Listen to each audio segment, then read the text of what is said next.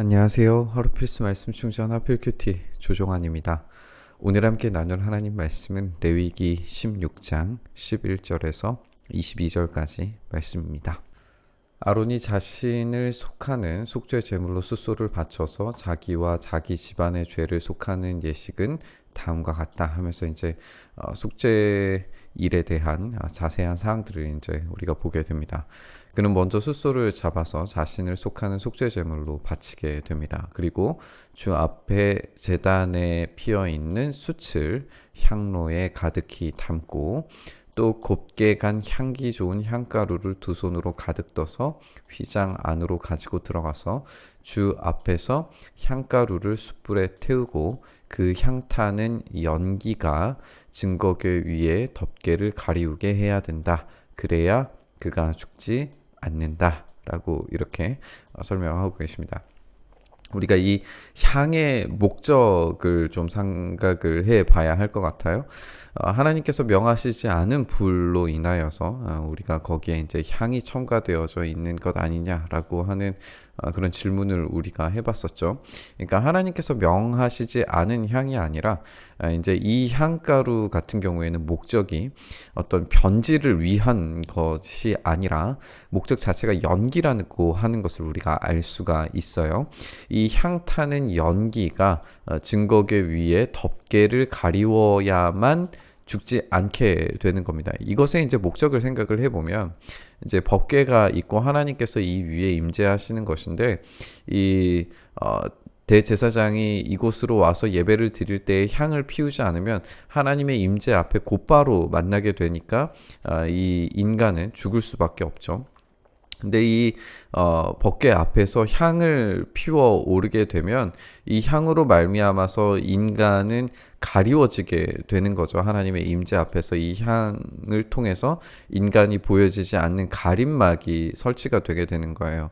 그러니까 원래대로라면 이제 지성소에도 휘장이 있어서 이 휘장 밖에 이제 제사장이 하나님의 임재를 볼 수 없게 되는 건데 이제 간이적인 이런 휘장 같은 역할이 설치가 되어지는 거죠. 이 연기를 통하여서 이런 구조를 우리가 좀 잘 생각해 봤으면 좋겠습니다. 하나님의 임재를 직접 볼 수 있는 인간은 존재하지 않습니다. 하나님의 임재 앞에 서 있을 수 있는 죄 없는 인간은 이 땅 가운데 누구도 존재하지 않기 때문에 이런 연기가 그를 가리워 줄 수 있는 도구가 필요했던 거죠. 이렇게 연기를 통해서 이제 가리워진 다음에 숫소의 피를 얼마 받아다가 손가락으로 찍어서 덮개 넘어 곧 덮개 동쪽 부분에 한번 뿌리고 손가락으로 피를 찍어서 덮개 앞에 7번 뿌려야 한다라고 이렇게 되어 있고 이어서 아론은 백성이 속죄의 제물로 바친 순념소를 잡아서 그 피를 휘장 안으로 가지고 들어가서 숫소에 피를 뿌릴 때와 마찬가지로 덮개 너머와 덮개 앞에 뿌리게 됩니다. 이렇게 해서 성소를 성결하게 해야 되는데 이스라엘 자손이 부정을 탔고 그들이 온갖 죄를 지었기 때문에 성소마저 부정을 탔기 때문이라고 이 정결 예식의 이유를 이제 설명을 하는 거죠. 같은 방법으로 회막도 성결하게 하고 부정탄 백성이 드나들어서 회막이 부정을 탄 것을 이제 정결하게 하는 이런 일들을 해야 했습니다. 아론이 자기와 자기 집안과 이스라엘 온 회중의 죄를 속하려고 성소 안으로 들어가서 예식을 올리는 동안에는 아무도 회막 안에 있어서는 안 됩니다. 지금 이곳에 부정을 씻어내고 다시 정결함으로 거룩하게 되어지는 그런 과정을 밟아내려 가는데 죄가 있는 인간이 함부로 회막 안에 들어옴으로써 정결하게 되어지는 그 회막 가운데 들어오게 되면 곧바로 죽을 수밖에 없는 거예요. 우리가 계속 살펴보고 있는 것처럼 이 거룩은 함부로 다가갈 수 없습니다. 정결의 과정이 거쳐야 이 부정한 자가 이 정결함으로 거룩한 자리로 나아갈 수 있게 되는 거예요. 만약에 이 정결 없이 부정한 자가 곧바로 거룩함으로 나아가게 되면은 반드시 죽을 수밖에 없다는 것이 레위기의 설명입니다. 그렇기 때문에 이 회막 안에 아무도 있어서는 안 된다는 설명이 자연스럽게 이어지게 되는 것이죠. 성소 안에는 이제 치르는 예식이 끝나게 되면 아론은 주 앞에 있는 제단으로 나아가서 제단을 성결하게 하는 예식을 올리고 잡은 숫소의 피와 순념소의 피를 받아다가 제단 뿔에 돌아가면서 바르게 됩니다. 이렇게 이제 회막 전체를 정결하게 하는 거죠. 그리고 그는 그 피를 자기 손가락으로 찍어서 제단 위에 7번 뿌리고 부정하게 된 이스라엘 자손 때문에 같이 부정하게 된 그 제단을 정하게 하고 거룩하게 해야 합니다. 이렇게 해서 아론은 성소와 회막과 제단을 성결하게 하는 예식을 마치게 됩니다. 다음에 이제 아론이 하게 되는 일이 있는데 살려둔 순념소 한 마리를 이제 끌고 와서 살아있는 그 순념소 머리 위에 두 손을 얹고 이스라엘 자손이 저지른 온갖 악행과 온갖 반역 행위와 온갖 죄를 다 자백하고 나서 그 모든 죄를 순념소 머리에 씌우게 됩니다. 그런 다음에 기다리고 있는 사람의 손, 그러니까 준비된 사람이 미리 있었던 거죠. 미리 준비된 사람의 손에 맡겨서 그 순념소를 빈들로 보내게 됩니다. 이것이 이제 아사셀 염소의 처리인데 이 염소는 이스라엘 자손의 온갖 죄를 짊어지고 황무지로 나가게 됩니다. 이렇게 아론은 순념소를 빈들로 내보내게 됩니다. 여기서 이제 황무지라고 이렇게 되어져 있는데 우리가 개역개정 성경을 살펴보면 이제 근접할 수 없는 곳으로 이제 번역되어져 있는 걸 우리가 살펴볼 수가 있어요. 그러니까 이 황무지의 기능 자체는 반드시 죽을 수밖에 없는 그런 공간입니다.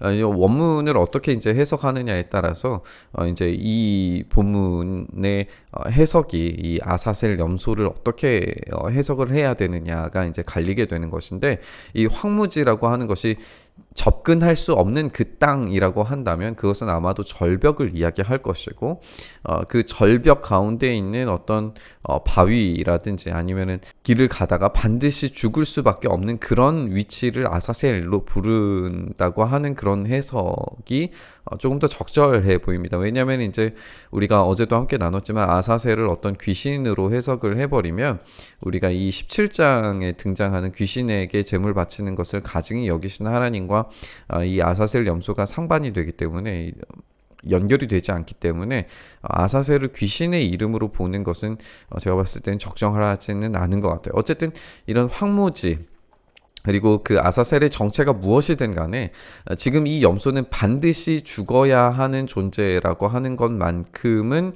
확실합니다. 그 의미만큼은 이제 분명한 거죠. 반드시 죽어야 하는 그 순염소가 죽게 되는 것이 이 오늘 본문에서 보여주는 모습입니다. 그래서 오늘 이 속죄일에 행해지는 것을 좀 정리를 해보면 이 일이 회막 전체를 정결하게 하는 것, 이 지성소로부터 말미암아서 회막 전체를 정결하게 하는 것과 이 아사셀 염소를 통하여서 이스라엘의 모든 죄를 해결하게 되는 것을 보여주는 그런 날이라고 우리가 볼 수가 있습니다. 우리가 이 본문을 읽으면서 한 인간이 거룩한 하나님 앞에 선다는 것이 얼마나 두려운 일인지 좀 한번 생각을 해봤으면 좋겠습니다. 대제사장은 자신의 자랑할 만한 지위나 복장을 포기해야 했고 하나님의 임재 앞에 감히 설 수 없는 존재이기 때문에 향연으로 이 연기로 자신을 가려야 했다는 사실을 오늘 본문을 통해서 보았습니다. 그리고 가장 거룩한 곳을 정결하게 한 후에도 반드시 죽어야 하는 아사셀 염소를 광야로 보냄으로써 이스라엘 공동체 전체가 죄 씻음을 경험해야 했습니다. 오늘 본문을 통해서 예수님을 다시 좀 묵상을 해봤으면 좋겠습니다. 우리는 죄인입니다. 그렇기 때문에 함부로 은혜의 보좌 앞으로 나아갈 수 없는 존재입니다. 그런데 우리 주님은 자신이 저주의 자리, 죽을 수밖에 없는 그 십자가 그 자리로 가셔서 죽으시고는 성막 휘장을 찢어서 성전의 이 휘장을 찢어서 하나님을 직접 만날 수 있는 길을 열어 젖히셨습니다. 대제사장만, 그것도 가장 겸손히 들어갈 수 있는 그 자리에 우리는 저 영원한 천국에서 새하얀 세마포 옷으로 갈아입고 하나님의 존전 앞에 살아가는 존재가 되었습니다. 우리가 그런 대제사장적인 존재가 된 거예요. 우리는 베드로가 말한 것처럼 정말 왕같은 제사장의 그런 역할을 우리가 부여받았고 그런 소유로 하나님께서 우리를 삼아 주셨습니다. 얼마나 놀라운 이야기입니까? 그런데도 우리는 이 은혜를 잊어버리면서 살아가는 것 같습니다. 오늘 본문을 다시 묵상하면서 우리를 위해서 죽으신 그 놀라운 은혜의 보좌로 거침없이 나아갈 수 있게 만들어 주신 그 놀라운 일하심을 우리가 함께 묵상했으면 좋겠습니다.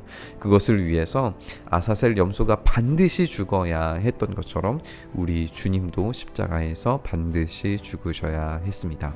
그것을 통해 우리가 하나님을 만날 수 있는 존재가 되었다는 사실을 우리가 다시 기억해 보면서 오늘 말씀 묵상했으면 좋겠습니다.